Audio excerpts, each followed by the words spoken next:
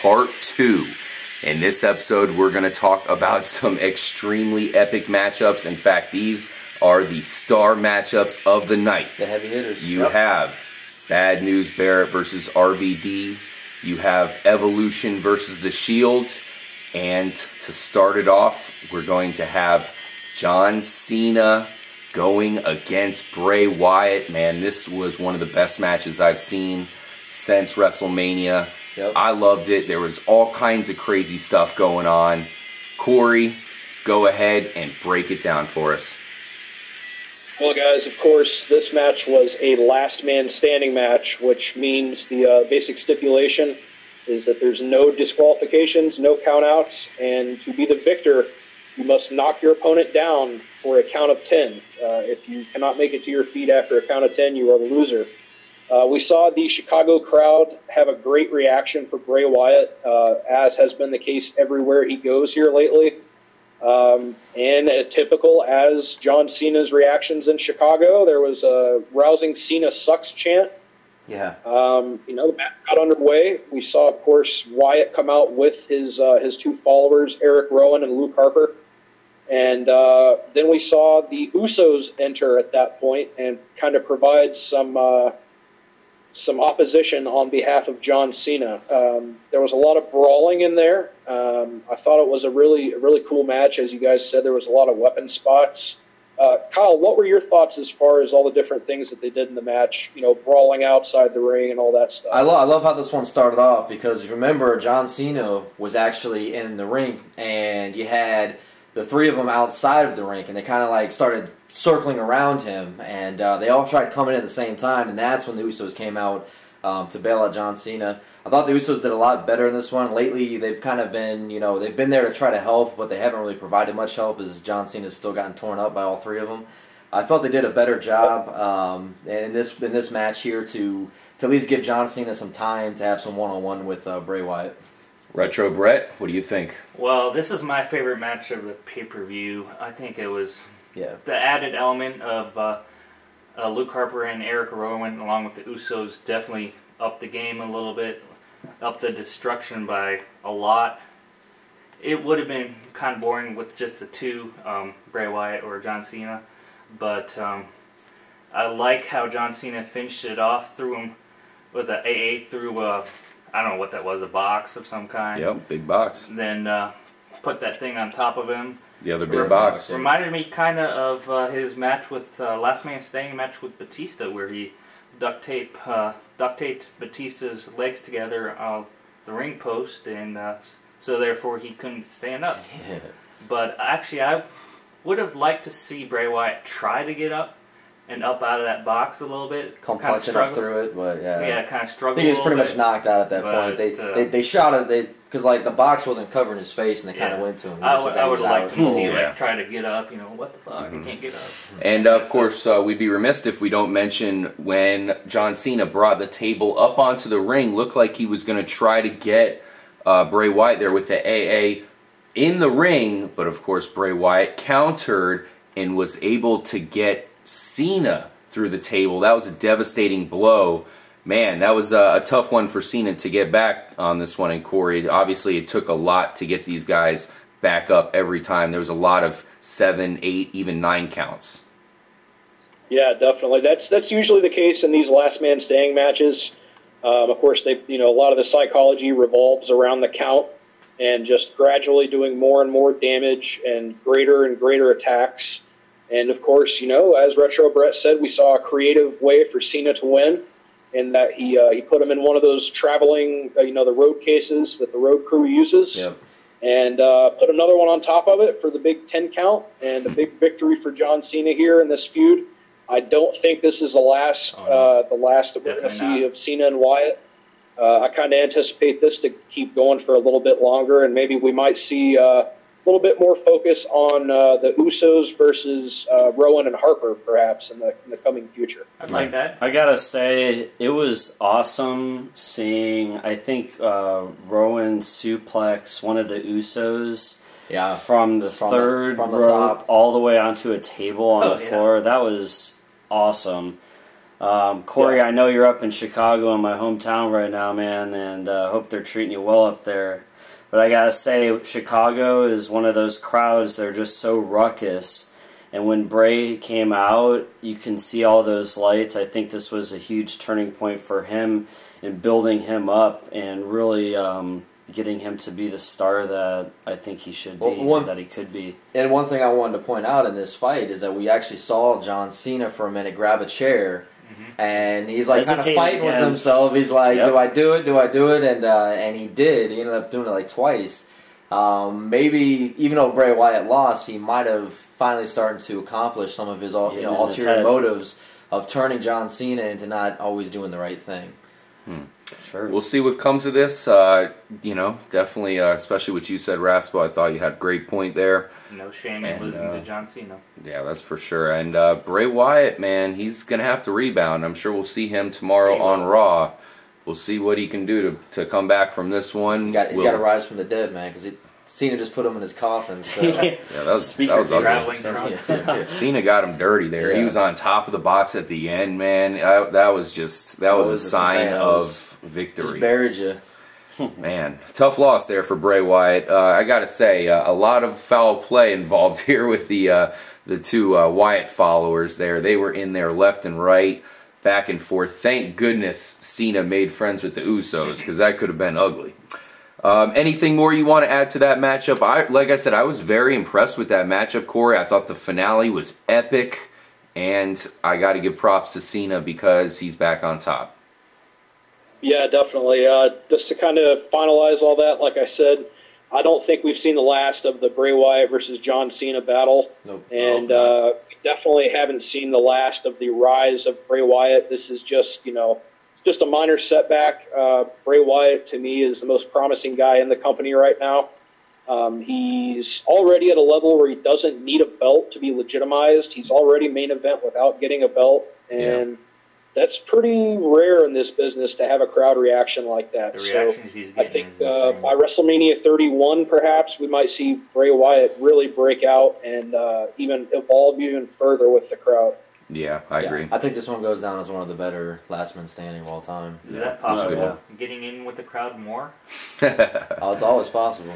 All right, one that we definitely have to talk about here before we get to the big Evolution versus the Shield matchup, of course, is Bad News Barrett versus Rob Van Dam. This is one of the most highly anticipated matches heading into Payback, because this is just a good, fair match. We've seen RVD's a legend here. This guy's won every title there is to win. And Bad News Barrett is starting to become one of the elite wrestlers. This is a guy that might be taking on some of the big-time superstars very, very soon. But he definitely pulled out a victory, as we suspected. Corey, were you impressed with this matchup? And what do you take out of Bad News Barrett's victory? I definitely was impressed with this matchup. Of course, as you touched on, RVD is a veteran. Bad News Barrett, of course, is the recently crowned Intercontinental Champion. For the fourth time. It seems like this reign has a little bit more impact. We saw a lot of the classic Rob Van Dam form. He hit, all of his classic moves. For the most part, Bad News Barrett was dominating the match. I thought the way that they orchestrated the finish and the way it all broke down was pretty cool. We saw Rob Van Dam miss his 5-star frog splash. Wade Barrett on the outside... Wade Barrett on the inside went for the bullhammer. RVD reverses into a small package for a 2 count. Wade Barrett hits the winds of change, another 2 count, tosses RVD to the outside, goes for another bullhammer with RVD up against the post and missed it at the last second, and of course jammed his elbow into the post. Yep. Rob Van Dam hit the springboard DDT onto the inside, which I thought was a sick-looking move. That was nasty. We saw, of course, for the finish, Bad News Barrett put his knees up as Rob Van Dam attempted the split-leg moonsault. He stood up and nailed Rob Van Dam with the bullhammer elbow to retain his Intercontinental Championship. I thought this was a good short match. Bad News Barrett continues to go up the card. This was a good blend of styles from RVD. K-Mac, what were your thoughts as far as this big Intercontinental Championship matchup tonight? I had a feeling before the fight that Bad News Barrett was going to take this. I just felt this was, he even said, it's time for somebody to put Old Yeller down.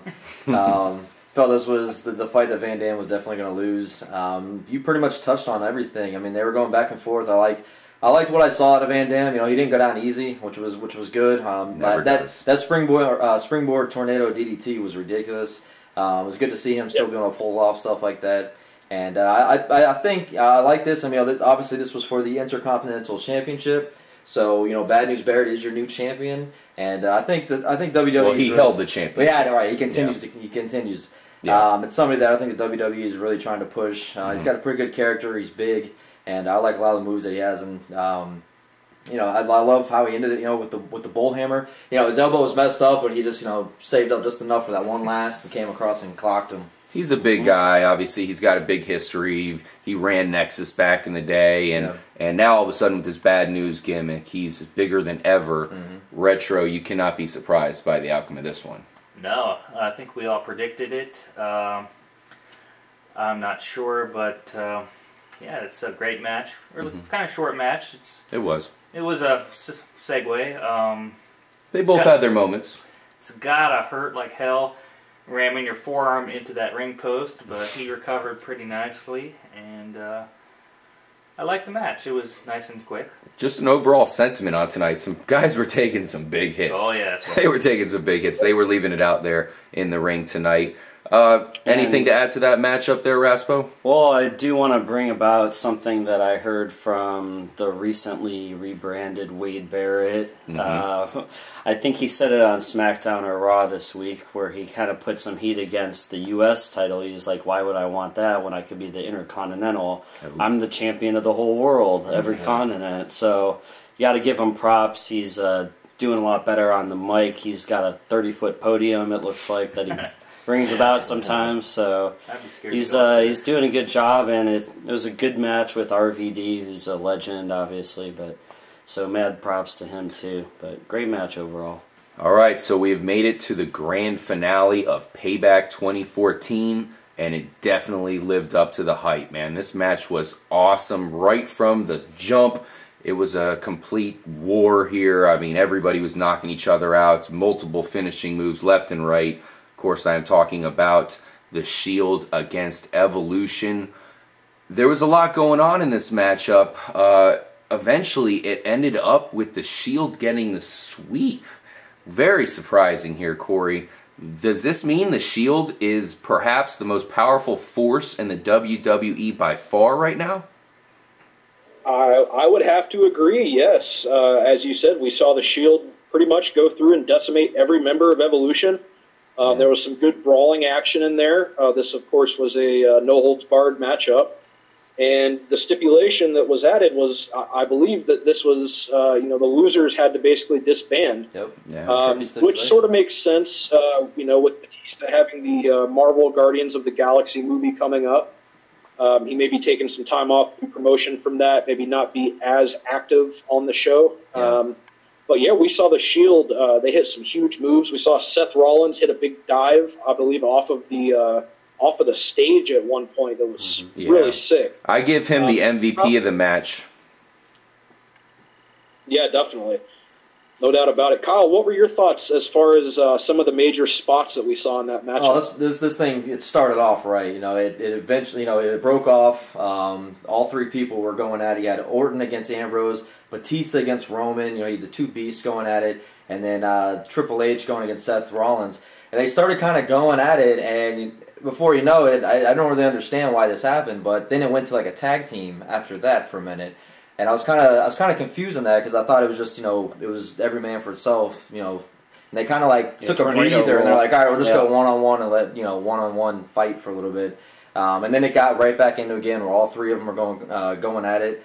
You saw a lot of high flying action. Then we saw Evolution. They took Roman and they took him and put him actually on the steps, the metal steps, and they took out, what were they, like the pool sticks or the sticks? And they just started beating the crap out of him. He probably got like 20 hits in on him, just slicing his back up. That's something you see out of Django Unchained, man. That's public flogging right there. Now, Retro, we saw, the Evolution here, they clearly had the upper hand for a while, and it looked like they were going to win this until Seth Rollins, your boy, came out with that big hit. Do you think if it wasn't for that hit, do you think the Evolution comes out victorious? That jump changed the course of the match right there. Really did.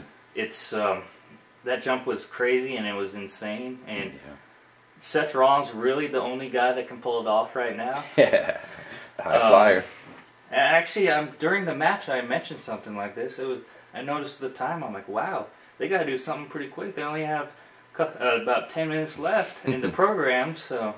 And actually, all 3 eliminations happened in pretty quick rapid succession. Yeah. Now, Matt, do you feel that Evolution kind of lost this match on their own because they got a little cocky? They could have easily won this. That's true. They had all 3 members down, and they just wanted to go. They wanted to take one guy at a time and try to beat him. They kept walking back and forth. They totally forgot about Ambrose and what's his name who came flying off Rollins. the top. Rollins flying off the top. That's a great point, Kyle. I feel like Evolution had 2 or 3 times where we saw him walk down the whole ramp and then walk back to the ring to take care of whoever was there. up. They went and attacked them. All of a sudden, you'd see Ambrose or Rollins come out of nowhere, usually to try to help Reigns as they wanted to attack him and bring the big guy down first.